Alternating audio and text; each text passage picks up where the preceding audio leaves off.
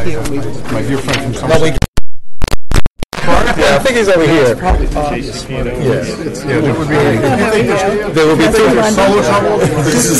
Trouble with you. Now we can meet. See? You are.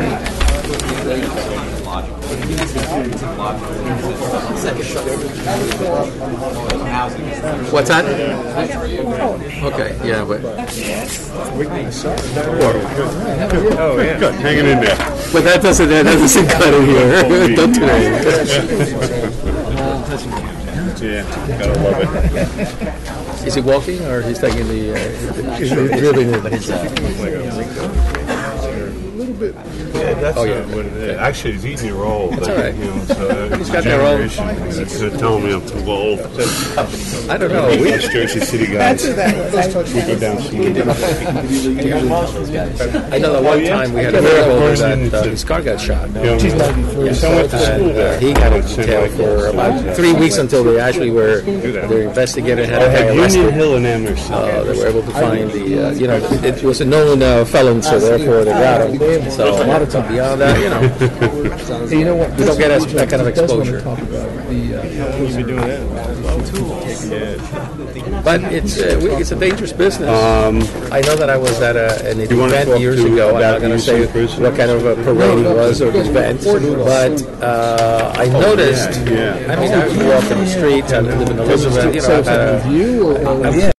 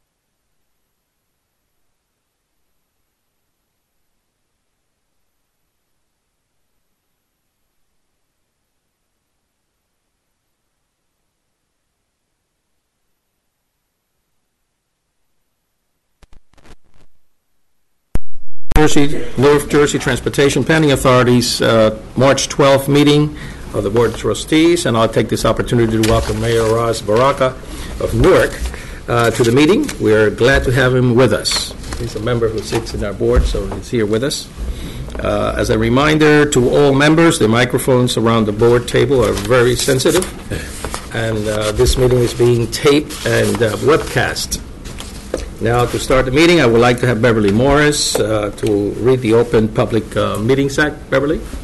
This is to advise that in accordance with the Open Public Meetings Act, Chapter 221, PL 1975, adequate notice of this meeting has been forwarded to the Newark Star Ledger, the Asbury Park Press, Courier News, the Daily Record, the Home News Tribune, the Jersey Journal, and the New Jersey Herald.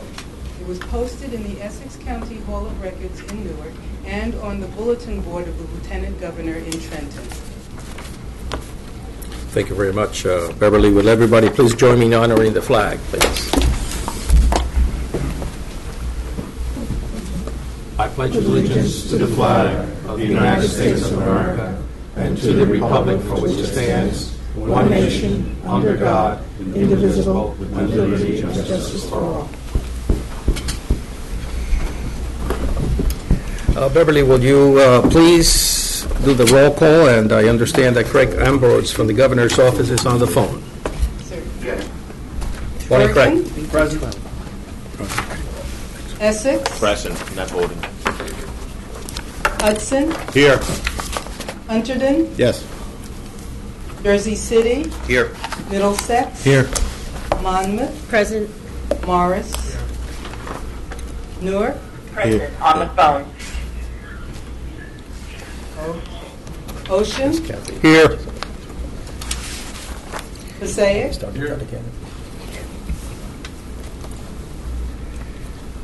I'm sorry. Somerset. Here. Sussex. Union. Present. Warren. Governor's office. Present on the phone. NJDOT. Here. May I ask who's here for NJDOT? Gary Broom. Oh, here we go. Okay, thank you. We are fixing the mic soon, so everyone will be able to hear. Sorry. NJ Transit. Here. Port Authority. Here, non-voting. Citizens Representative. Here. Mr. Chairman, we have 16 voting members present and a quorum. Thank you very much. Now, first thing on the agenda is the approval of the minutes. Are there any corrections or additions or deletions to the minutes of the January 22nd board meeting? Offer the minutes for adoption. Thank you. Anyone wants to second that? Second, Hunter. Thank you, by Hunterdon seconded. May we have a motion? Would you read the? Still in favor. Oh, are we just going to do by voice vote? Okay. Those in favor of it? Aye. Anybody against it? I guess the ayes have it. It passes. Minutes are approved. Okay. See, now there's these voting or not. Now, the next part of the agenda. I think I like to flow from this one first on the combination, so no exactly. Okay. Okay, the next part after the approval of the minutes is the chairman's remark, and I'll start with my comments. Once again, I would like to sincerely thank my fellow board members for entrusting me with the position of chair. I'm honored to serve as this position in the board, and I look forward to working with all of you in the months to come. First off, I would like to recognize the board members who have agreed to serve as new committee chairs and vice chairs. They are, in the Project Prioritization Committee, Morris County Freeholder Kathy DiFilippo as a chair, and Essex County Executive Joe DiVincenzo as vice chair. The Planning and Economic Development Committee, Passaic County Freeholder John Bartlett, who's running a little late today, as chair, and Hunterdon County Freeholder Matt Holt, vice chair, who is here with us today.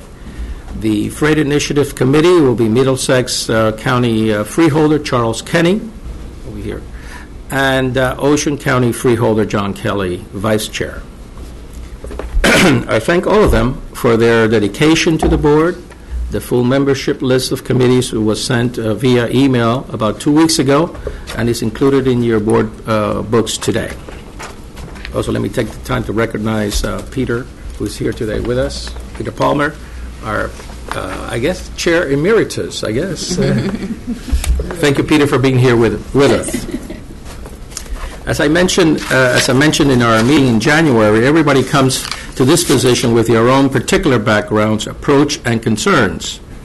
Now that I'd like to take this few minutes to discuss some of my top priorities for the term as chair.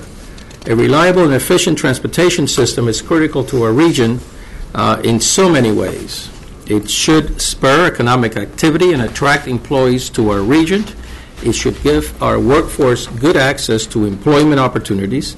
It should help us move toward cleaner air and a healthier environment.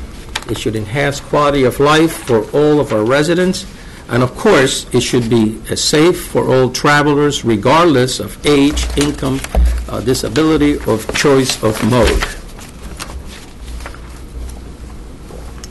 Speaking of safety, as we have said many times in this room, the New Jersey Transportation Planning Authority's number one priority is the transportation safety.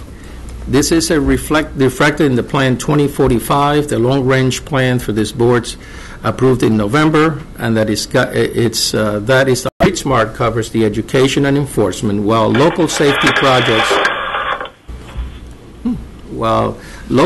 projects make effective and efficient uses of federal funds to enhance safety for all travelers, but particularly for pedestrians as well. Nearly every local safety project has a pedestrian safety component.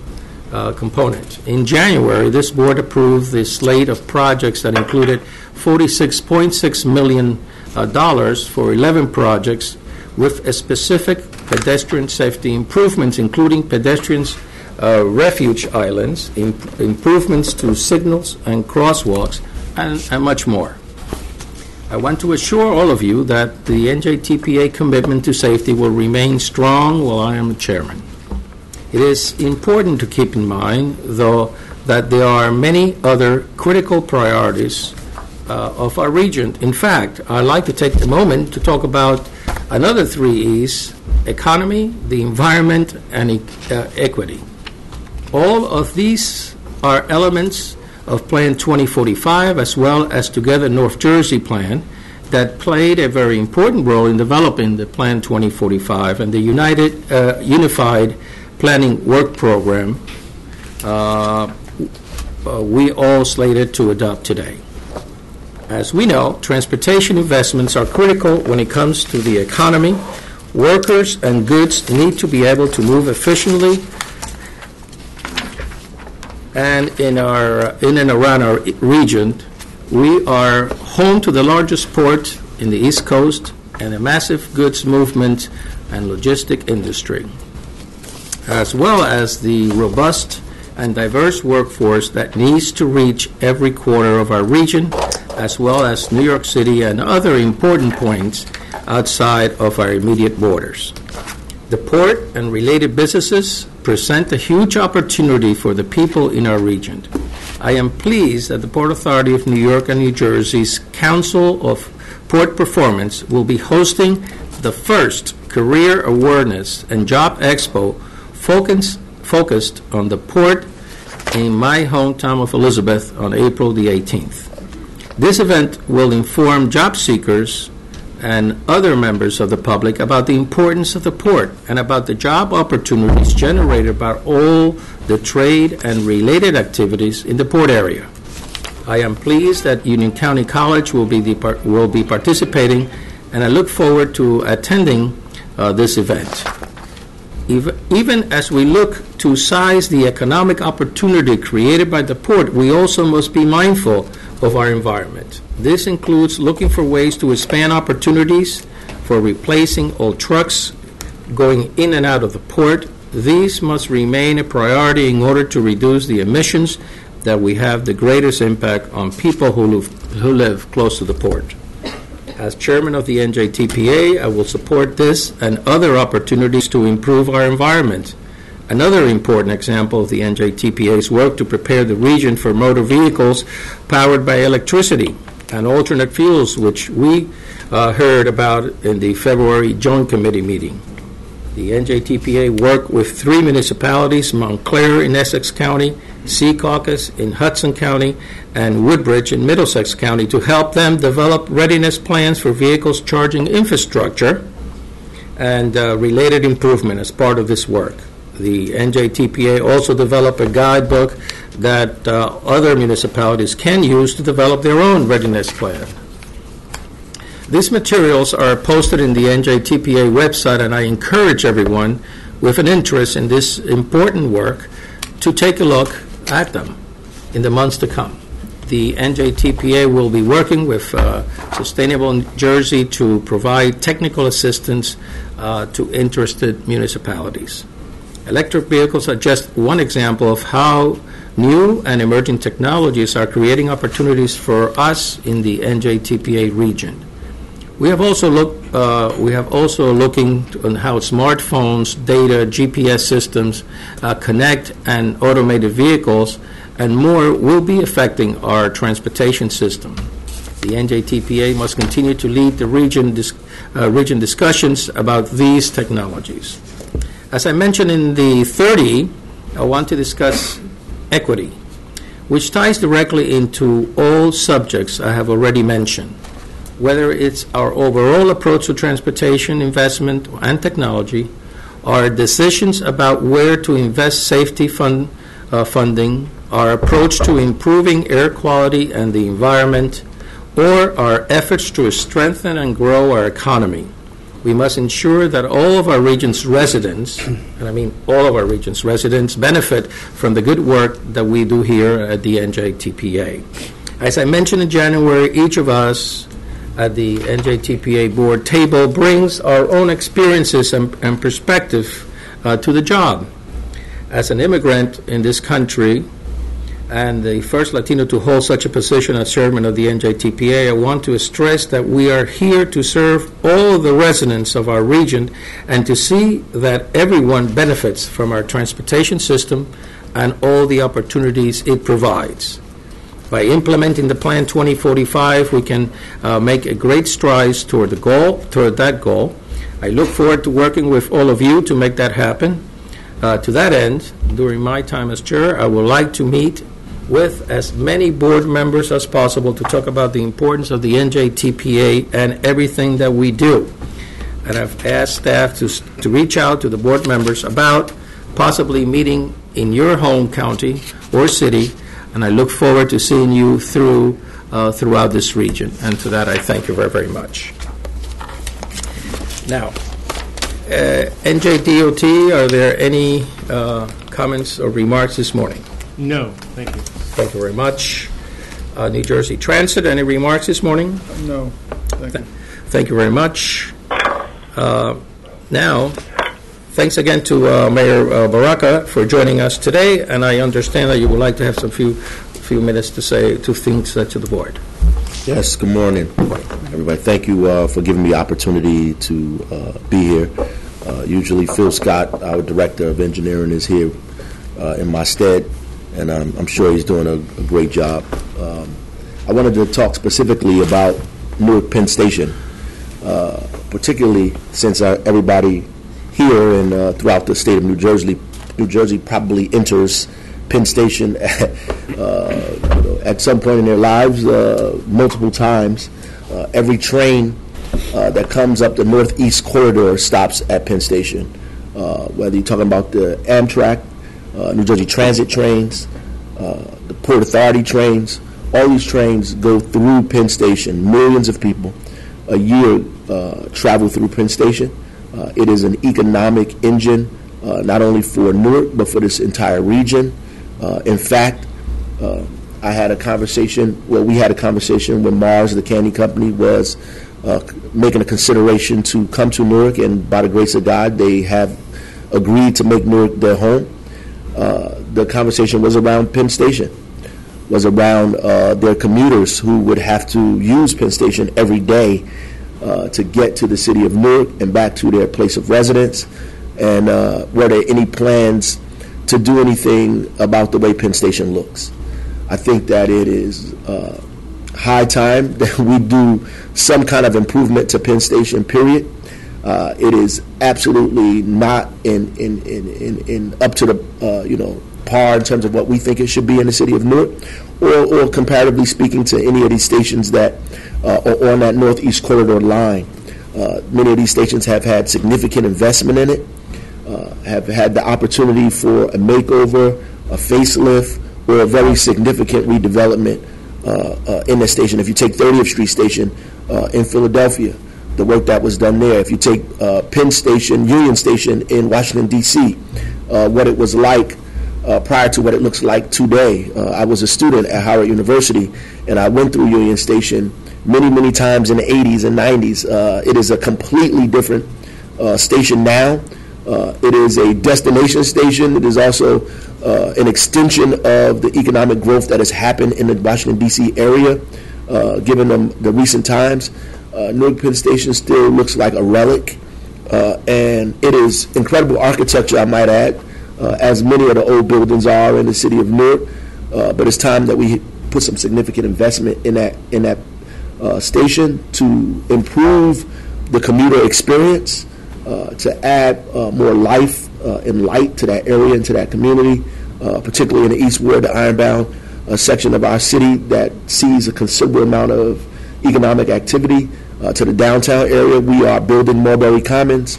We have a plan to connect a bridge, a walking bridge from the center of the city with the blessing of transit and Amtrak to connect it to the Penn Station area and to Peter Francisco Park. The city is investing its own money, as well as the private sector investing money in trying to make this bridge happen. So we believe that the folks in the NJTPA, the state of New Jersey, the governor's office, everybody involved should put all hands on deck to do something about the way Penn Station looks and have a kind of a real vision going forward of what we should do to the station, not just in terms of beautification, but in terms of economic development in that area and attracting more business to this area and to this region. So that is my short elevator speech, trying to get us charged around doing something around Newark Penn Station. I believe that is, the topping off as buildings have. I believe that's our topping off of what we need to do in the downtown district here in the city of Newark, and how we need to excite everybody in this region about traveling through Newark Penn Station. So thank you for this opportunity. Thank you very much for your remarks, sir. Chairman? Yes. Would you entertain another comment? Of course. Great. Mayor, it's a pleasure to have you here. From the western side of the state, I would be a little bit remiss if I didn't sort of add to what I think you're saying. I think there's a great need to support not only the increased investment into Penn Station as one of the destinations, but I also think we need to make sure that we remember that the entire rail system in the state of New Jersey is an economic engine. It is clear, there is very clear evidence that as you invest in our rail system, as you invest in stations like Penn Station, the economic impact is very, very positive. And so we support your comments, we support your focus on Penn Station, and we would also add to that the same focus should also be extended to our entire rail system. It is part of our economy, and it needs to be focused on overall. So thank you for your comments today, Mayor. I agree. Okay, anyone else wants any comments? All right, Madam Chair. Okay. Good morning, everyone, and also want to welcome the mayor, and I would also like to thank our committee chairs, just announced by the chairman, for taking on that extra work and responsibility for those crucial roles in our planning process. As everyone knows, the board meets on 1 month, the committees meet on the alternating month, and that's where the whole agenda package for the board meeting gets put together. So I want to make sure I thank all the chairs that have agreed to take on this work. And special thanks to our new chairman, and hello to our previous chairman, Freelder. Great to see you. Since Freelder Estrada was elected in January, he has dedicated considerable time working with staff, discussing his priorities, and talking about the key issues facing our region. We look forward to working with him on a wide range of initiatives, and as he indicated, coming out to visit as many of the counties as we can during his term as chair. So thank you for really hitting the ground running, Chairman. As the Chairman noted, this is a pivotal time for NJTPA. Last fall, we did approve Plan 2045, Connecting North Jersey, our latest long-range transportation plan. And now comes the work of implementing its many recommendations. Today, we're pleased to be distributing the advanced copies that all of the board members have in front of them. It's an engaging document. We've wanted to make sure it had maps and charts and photos of the region and really told the story of the North Jersey region. For others, we will be doing a larger printing and distribution in the coming weeks, so we look forward to getting it out to as many folks as possible. Now, translating Plan 2045 into action requires marshaling and directing all of our staff's collectively resources. That includes the subregions, the TMAs, our sister agencies, and the central staff here in Newark. This is going to be accomplished through our Unified Planning Work Program, our UPWP, which is on today's agenda. As you've heard in presentations over the last few meetings, the work program for fiscal year 2019, which get on the NJTPA calendar cycle, starts July 1st of this year. So we're actually only a few months away to our first Happy New Year celebration, July 1st. And it includes a host of efforts that are rooted in this plan, Plan 2045, and the Together North Jersey work that we've worked on for over the last few years. These include helping subregions and municipalities realize complete streets and transit-oriented development opportunities, pursuing recommendations to improve human services and transportation, exploring potential reuse of underused properties and abandoned rail right-of-ways, and upgrading freight facilities to accommodate growing demand. You're going to hear more about the work program and the Planning and Economic Development Committee report, but I'd like to note some of the in-house activities that central staff will be taking on that are included in this program. Things like development of a sidewalk and bike inventory for our region. Assessment of regional transportation equity, including the analysis of access to jobs at key destinations, and the deployment of our PRIME system that will catalog fundings and recommendations from planning studies into a searchable database so that we can make sure the implementation of these projects is something that is fluid for us to be working on. We're excited to work on these in-house and to tap into the talent and expertise of our central staff while building a strong foundation for our future work as we bring this work to each of the subregions. During fiscal year 2019, we'll continue our work with Together North Jersey partners on a range of tasks. Now, we recently participated in something most of you had heard about, selection of technical assistant grants for 3 communities to build on efforts that were initially started under our Together North Jersey grants in 2014. This assistance is going to the city of Passaic for their Market Street Business District. It's going to the Middlesex Greenway for uniform design standards, and to the Urban Essex Coalition for work with the cities of Orange and East Orange on a tactical urban lighting recommendations for Route 280 and for New Jersey Transit underpasses. So a lot of work continuing from Together North Jersey and reflected in this plan and getting further assistance as we move these projects towards implementation. Now, we're also participating in the selection process for 3 pilot studies for transit hubs in our region, 1 urban, 1 suburban, and 1 rural. We're continuing to organize workshops based on the Together North Jersey plan.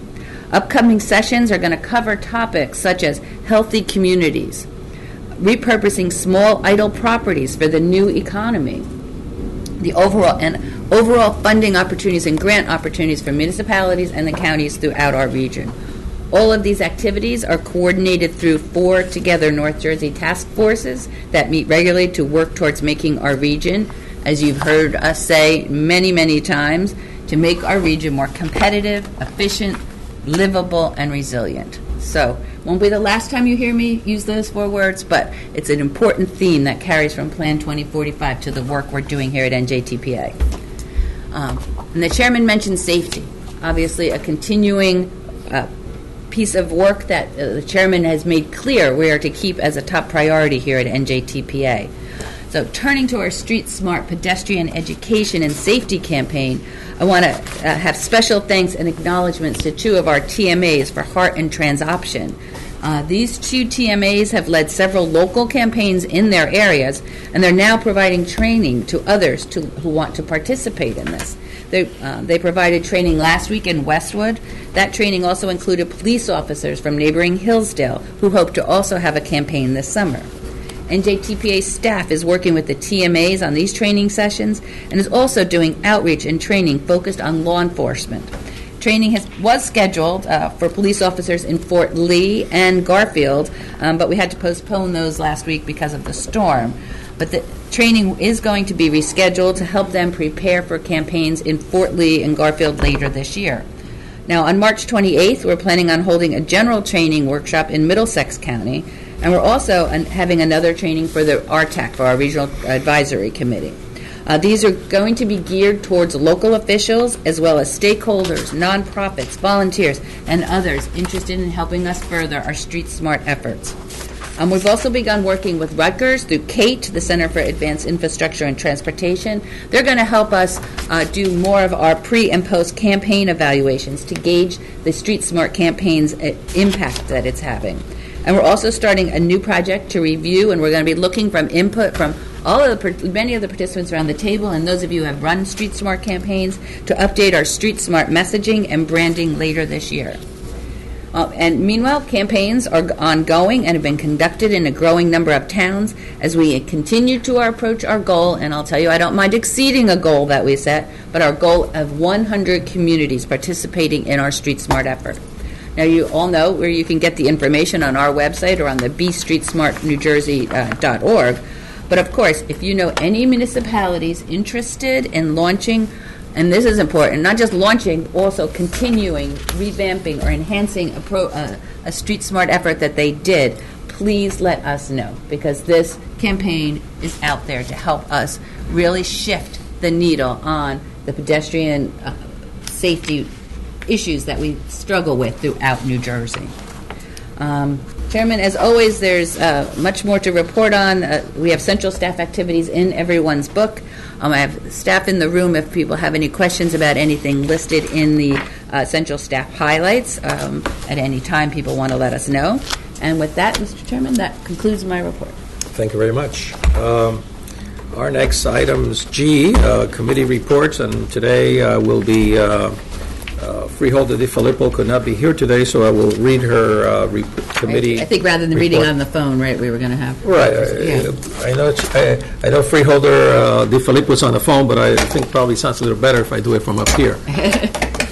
I'm pleased to report to the activities of the Project Prioritization Committee as of the February joint meeting. The committee considered 13 actions items, 12 which are on today's agenda. And it's a long list of projects detailed, so please bear with me.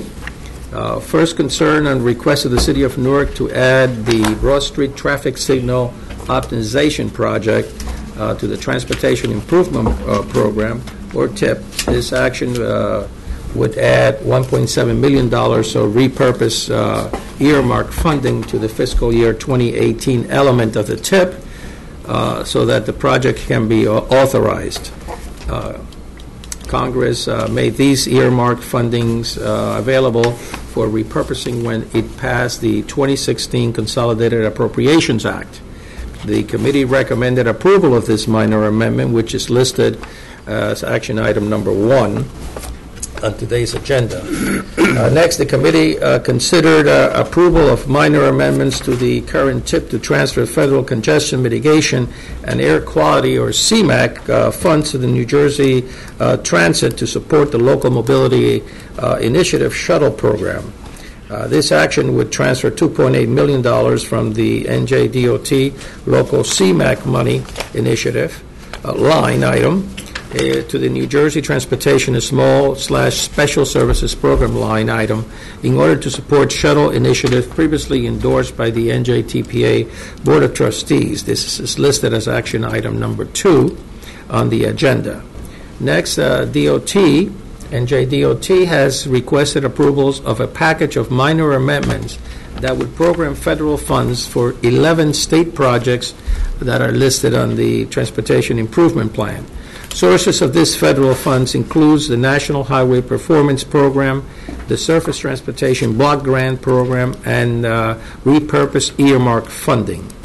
These adjustments will allow the projects to continue to advance. In the interest of brevity, I will simply list the projects. More detailed information on each project can be found in the agenda package of the NJTPA website. Now, we have done the same thing in our previous meeting after we went through all of them.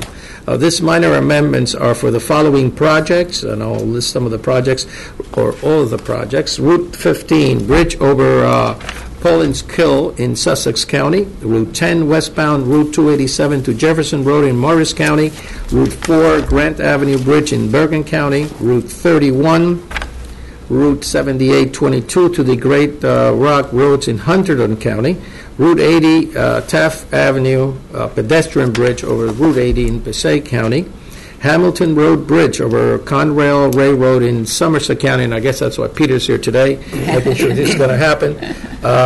Route 46 to Route 80 to Walnut Road in Warren County, Route 82 Railway River Bridge in Union County, and that's why my colleague B.J. Kowalski is here today to make sure that happens. Everybody has an advocate today. This is Route 34, the County Route 537 to Washington Avenue pavement project in Monmouth County, and Route 46 bridge over Route 17 in Bergen County, which I travel very often through that one. I know how difficult it is. These minor amendments are listed as action items 3 to 12 on today's agenda, and the committee recommends that all be considered in a single vote if there are no objections from board members. At the February meeting, the committee also approved a TIP modification to add funding to the Route 80 eastbound Fairfield Road to Route 19 project in Passaic County, as requested by New Jersey Department of Transportation. The design phase of work was not authorized in 2017 as originally programmed, and $403,000 in National Highway Performance Program funds are available for this phase of work in year 2018. The committee approved this modification, and no further action is required. Central staff also reported at the meeting that Conrail has committed $6.7 million to a regional significant project that will add a second main track along the Passaic and Harsimus line in Kearney. The project is designed to reduce anticipated growth of truck traffic generated by the Greensville yard. Conrail's commitment to the resources will fully fund this $8.5 million project, which previously received $1.8 million in repurposed livery corridor funding.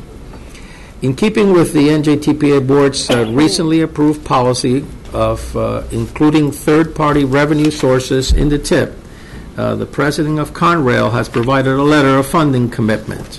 And finally, Central staff reported that on the findings of the 2017 Federal Highway Administration audit of New Jersey Highway Safety Improvement Program, which funds the New Jersey NJTPA very successful local safety programs, are found in the New Jersey Local Safety Program in the general compliance with federal requirements. So in other words, we have complied with every federal requirement, which is good news always.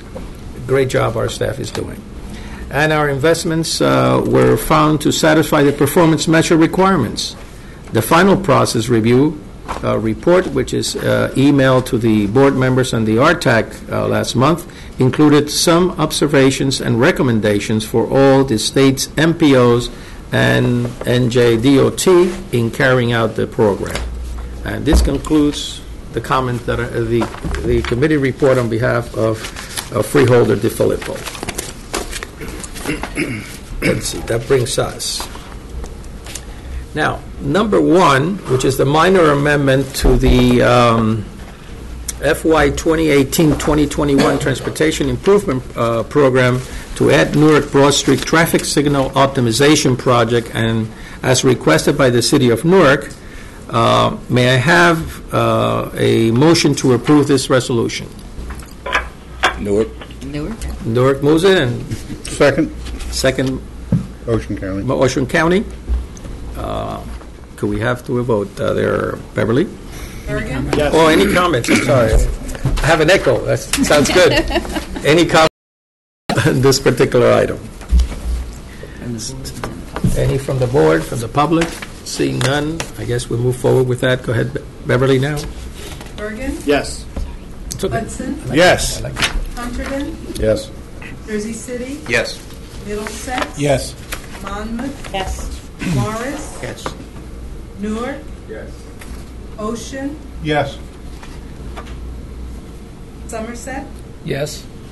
Sussex? Yes. Union? Yes. Governor's Office? Yes. NJDOT? Yes. NJ Transit? Yes. And Citizens Morris Representative? is a yes also. Yes. Did you get Morris? Okay. Thank you, Freeholder. Thank you very much. Mr. Yes. I'm sorry.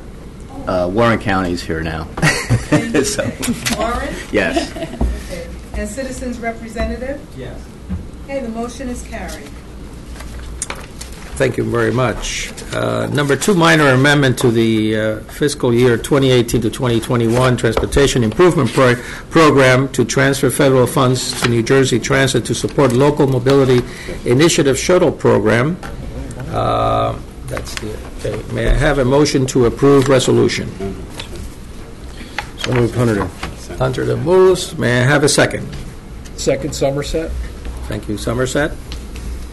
Any comments from the board members? Any comments from the public on this item? Being none, Beverly, let's go for a vote. Bergen? Yes. Hudson? Yes. Hunterdon? Yes. Jersey City? Yes. Middlesex? Yes. Monmouth? Yes. Morris? Yes. Newark? Yes. Ocean? Yes. Somerset? Yes. Sussex? Yes. Union? Yes. Warren? Yes. Governor's Office? Yes. NJDOT? Yes. NJ Transit? Citizens Representative? Yes. Motion is carried. Thank you very much. Now, as you heard earlier, items number 3 to 10, that's set for minor tip amendments requested by the New Jersey Transportation, New Jersey Department of Transportation, as I mentioned, and the recommendation of the vote is of these items as a block. If there are no objections, if there's any board members who wishes to note any specific vote on an individual item differently, please let us know as we're doing the roll call. But that includes, and I'll read some of them. I'll read them all, actually. Let's see. Number 3 is minor amendment to the fiscal year 2018 to 2021 Transportation Improvement Program to add federal funds to Route 15, Bridge over Poland's Kill Project, as requested by NJDOT. Number 4 is a minor amendment to the FY 2018 to 2021 Transportation Improvement Program to add federal funds to Route 10, westbound Route 287 to Jefferson Road project, as requested by the NJDOT. Number 5 is a minor amendment to the fiscal year 2018 to 2021 Transportation Improvement Program to add federal funds to Route 4, Grant Avenue Bridge project, as requested by the NJDOT. Number 6 is a minor amendment to the FY 2018 to 2021 Transportation Improvement Program to add federal funds to the Route 31, Route 7822 to Greats Rock Road project, requested by New Jersey Transportation Department of Transportation. Number 7 is a minor amendment to the FY 2018-2021 Transportation Improvement Program to add federal funds to the Route 80 Taft Avenue pedestrian bridge over Route number 80 project, as requested by NJDOT. Number 8 minor amendment to the FY 2018-2021 Transportation Improvement Program to add federal funds to the Hamilton Road Bridge over Conrail Railroad project as requested by NJDOT. Number 9, minor amendment to fiscal year 2018 to 2021 Transportation Improvement Program to add federal funds to Route 46, Route 80, and Walnut Road project as requested by the NJDOT. Number 10 is a minor amendment to FY 2018-2021 Transportation Improvement Program to add federal funds to Route 82, Roadway River Bridge project as requested by NJDOT. Number 11 is a minor amendment to the FY 2018-2021 Transportation Improvement Programs to add federal funds to Route 34, County Road 537 to Washington Avenue pavement project as requested by the NJDOT. Number 12 is a minor amendment to the fiscal year 2018 to 2021 Transportation Improvement Plan to add federal funds to Route 46 Bridges over Route 17 project as requested by NJDOT. Now, does anybody has any objections to these particular items to be brought together all as a one group? So moved. Okay. Thank you very much, Ms. Anybody wants to second this? 100 seconds. Yes, please. Bergen. Yes. Wait, excuse Yes. me. Just making sure there's no comments There's from some the comments, board right, from the board or the public. I was getting there. Any comments at all from the board or the public? Seeing none, I guess we go, Beverly, now to a vote. Bergen. Yes. Hudson. Yes. Hunterdon. Yes. Jersey City. Yes. Middlesex. Yes. Monmouth. Yes. Morris. Yes. Newark. Yes. Ocean. Yes. Somerset. Yes. Essex. Yes. Union. Yes. Warren. Yes. Governor's Office. Yes. NJDOT. Yes. Public Transit. Yes. Citizens Representative. Yes. Motion is carried. Thank you very, very much. And now for the Planning Economic Development, we'll ask Freeholder Matt Holt for the report, please. Thank you very much, Chairman. And apparently the Planning and Economic Development Committee wasn't doing a heck of a lot because we really only got one action item to work on compared to the dozen that the Project Prioritization Committee had. It's our whole work program. I understand that. I just, it's one action item. Anyway, the committee considered one action item at the February joint meeting, the approval of the fiscal year 2019 Unified Planning Work Program with the UPWP. As Mary Kay previously noted, this document is, as she just noted again, one of the most important products. It's important because it outlines all of the regional transportation planning and all of the related work to that that's being done by central staff, by all the subregions, and by the TMAs, the Transportation Management Associations, during the upcoming state fiscal year, which begins July 1st. Drafts of the UPWP and the budget were distributed to the board and to RTAC and to NJDOT and to Transit and to all of our federal partners in December for review and comment. And I certainly want to thank DOT for their commendation of the NJTPA, its sub-regional partners in the TMA, for effectively incorporating federal and state emphasis areas throughout the work program, particularly in the areas of emerging technologies, the inclusion of public engagement efforts focused on low-income and minority communities, the bicycle and pedestrian safety programs, the complete streets programs, focus on resiliency, on freight planning, on the local safety program. And NJDOT also commended the NJTPA for giving the UPWP document a new look and a format that is easier to read and navigate, something I think that we all appreciate as well. Based on the feedback, there have been some other changes since the initial draft, and the first of those is the request by Jersey City. The Carter Studies and Project Planning task has been expanded to include exploration of multimodal transportation options to improve access to the Jersey City waterfront, including the examination of the Bergen Arches and the Secaucus Junction corridors.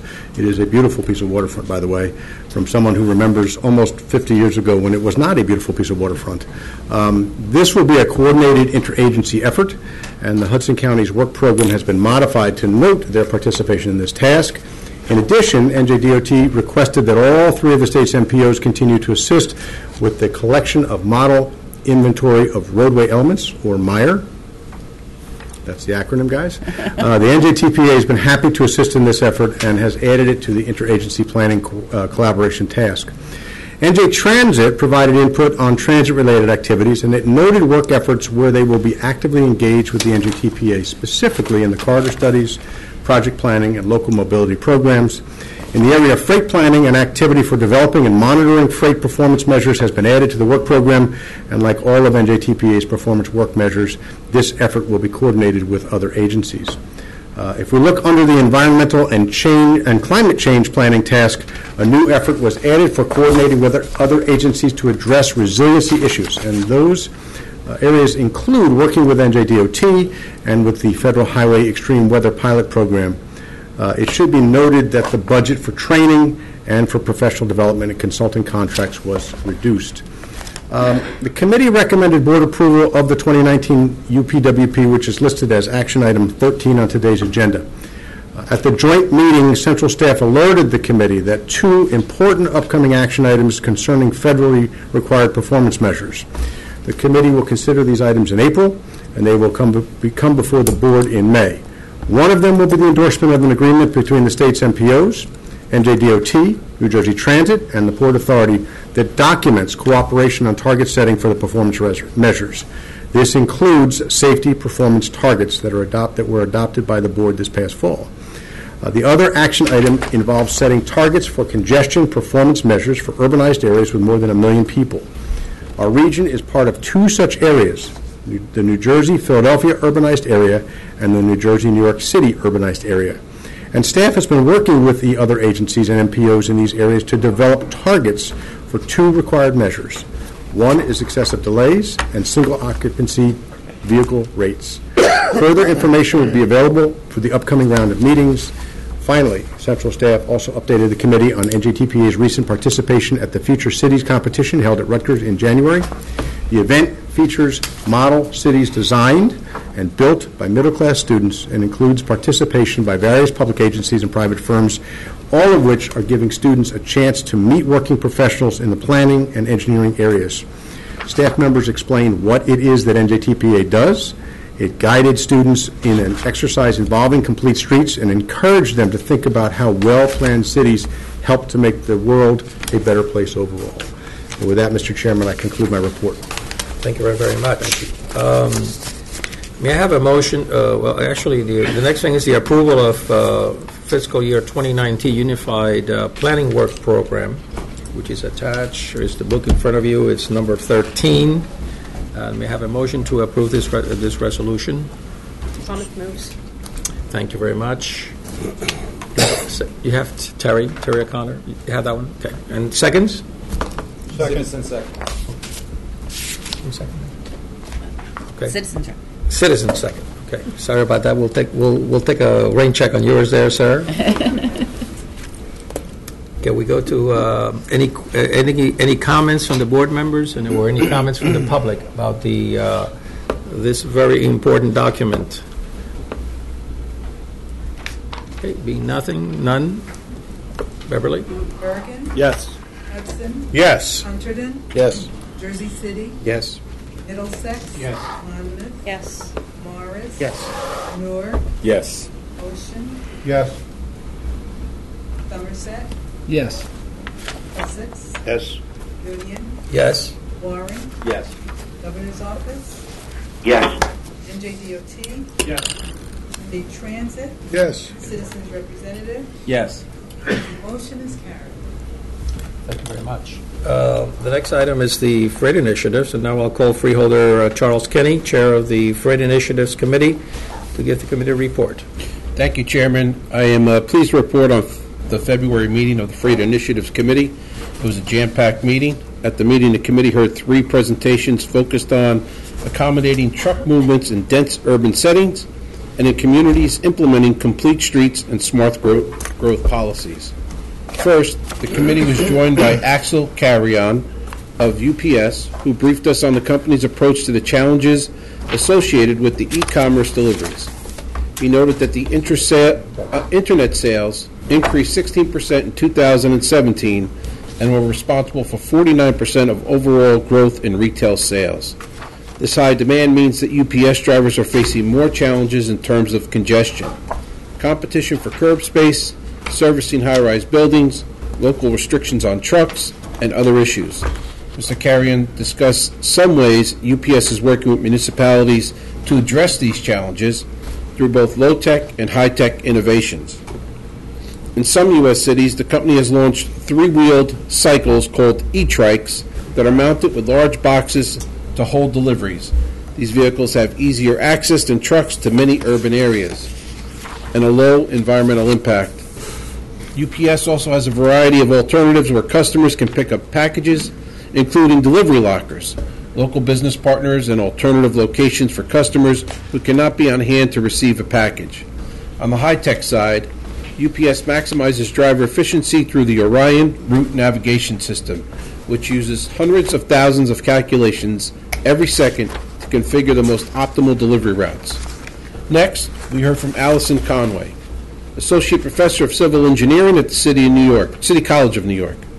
She discussed the college's work with the New York City Department of Transportation to develop a guidebook for incorporating trucks into complete street programs. She said that the city's streetscape is rapidly changing to accommodate pedestrians, cyclists, and buses in ways that reduce lane and curbside capacity for goods movement. At the same time, e-commerce is increasing demand for shipments to residential neighborhoods. Dr. Conway said the guidebook will serve as an educational tool, providing engineering solutions for accommodating trucks, such as modifying corner curbs to provide adequate turning space, and more. The final guidebook, which will include education modules for schools and agencies, will be published this spring.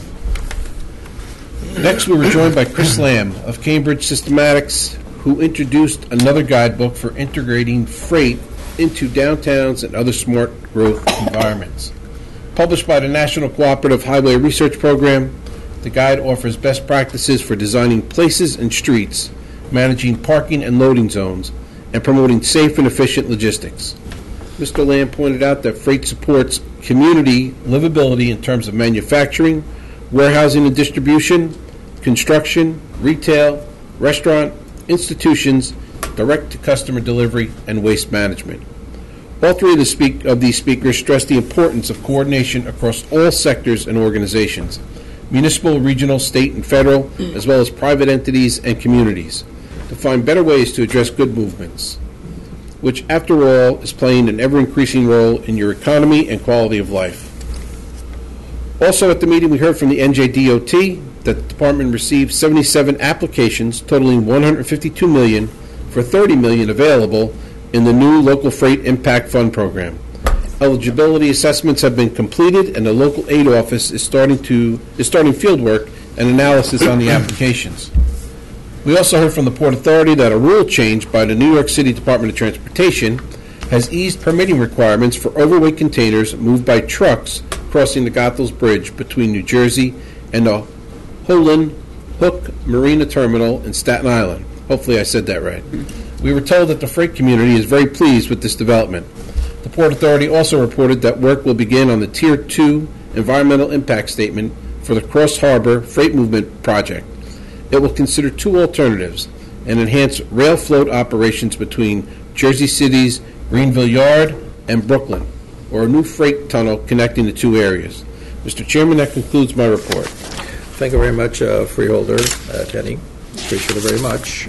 Next, we'll be hearing from our freeholder, Matt Holt, who will update us on the federal policies. Thank you, Chairman. There have actually been some significant developments related to federal transportation policy since our last board meeting. One of the first is that in mid-February, the Trump administration released a new infrastructure proposal with several new and different approaches to investment. There was a lot of discussion of the proposal in advance of its release, but it really didn't contain a lot of surprises. I think, as expected, the report focused on encouraging private investment and encouraging greater funding from the state and local level, as well as providing block grants for states for projects in rural areas, and streamlining project approvals and reducing regulation. The proposal seeks to generate about $1.5 trillion in total transportation and investment, with about $200 billion in direct federal funding. What's important to note about the proposal at this point in time is that it is just a proposal. There has been no legislation so far to advance these initiatives, and nothing's been put forward in the House or Senate. The reception at the moment of the proposal is, at least it appears to be, somewhat lukewarm. At the National Association of Regional Councils meeting in Washington, D.C. last month, NJTPA staff heard from representatives of various NPOs